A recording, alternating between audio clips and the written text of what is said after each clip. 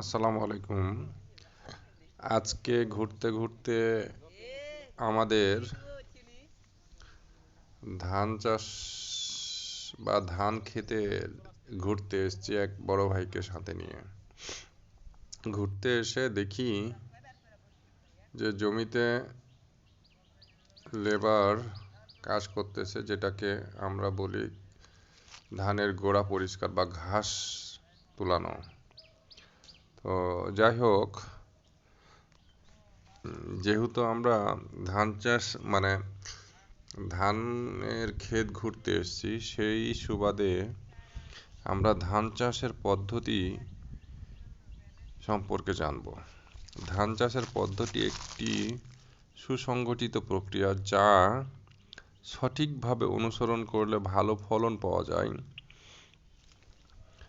এবং সেগুলো আলোচনা করব।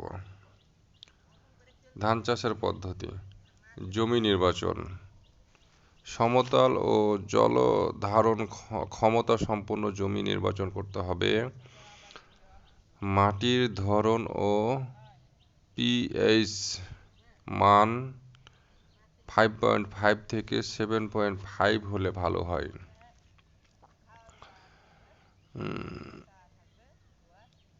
জাত নির্বাচন: এলাকার জলবায়ু ও মাটির গুণাগুণ অনুযায়ী উন্নত জাত নির্বাচন করতে হবে, যেমন বিআরআই ধান 28, বিআরআই ধান 29, হাইব্রিড জাত ইত্যাদি। ভাই, চারা প্রস্তুত: নার্সারি তৈরি করে চারা উৎপাদন করা হয়। সাধারণত 25 থেকে 30 দিন বয়সী চারা রোপণ উপযোগী। জমি তৈরি: জমি চাষ করে আগাছা ও প্রিভিয়াস ক্রপ এর অবশিষ্ট অংশ সরাতে হবে। 2 থেকে 3 বার চাষ এবং মই দিয়ে জমি সমান করতে হয়। সার প্রয়োগ: মাটি পরীক্ষার ভিত্তিতে সঠিক পরিমাণে ইউরিয়া, টিএসপি, এমওপি ইত্যাদি সার প্রয়োগ করতে হবে। চারা রোপণ: চারা 20 থেকে 25 সেমি দূরত্বে 2 থেকে 3টি করে রোপণ করতে হয়। রোপণের সময় জমিতে পানি হালকা থাকা ভালো। সেচ বা পানি ব্যবস্থা: ধানের বিভিন্ন পর্যায়ে যথাযথ পানি সরবরাহ জরুরি, বিশেষ করে ফুল আসা ও ধান গঠন পর্যায়ে।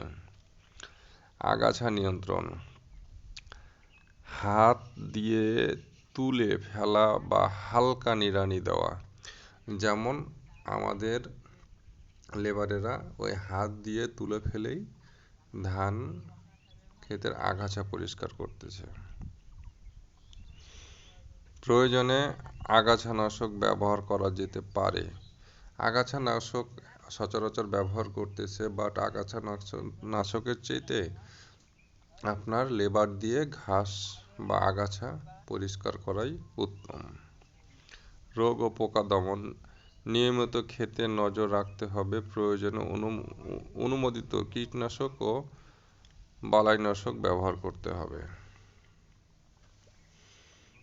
ধান কাটা ও মাড়াই: ধান পাকলে 80 থেকে 85 পাকালে হলুদ হলে কাটা উচিত। কেটে ধান রোদে শুকিয়ে মাড়াই করতে হয়।